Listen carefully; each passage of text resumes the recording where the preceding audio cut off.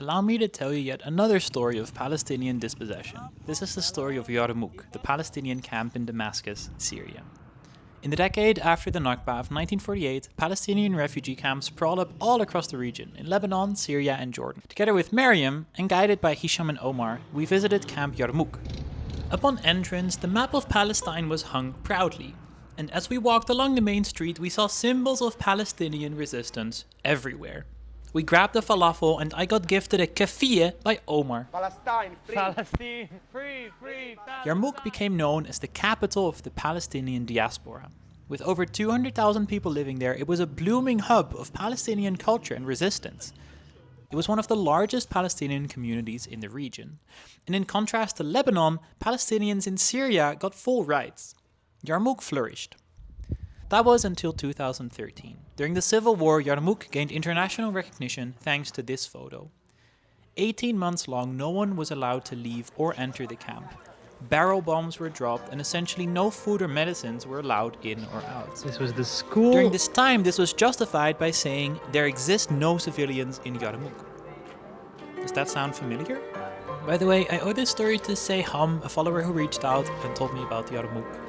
She recommended the film Little Palestine. It's about Yarmouk during the siege, and it's an incredible watch.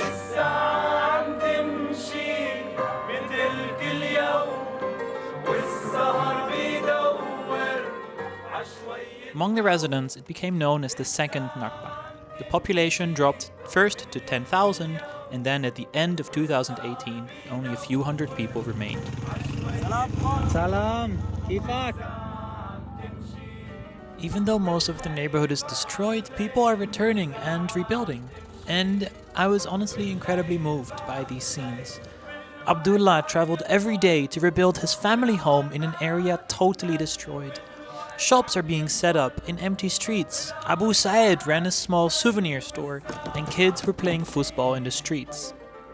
The parallel to what's happening in Gaza is easy to draw. A wall, no food, no medicine.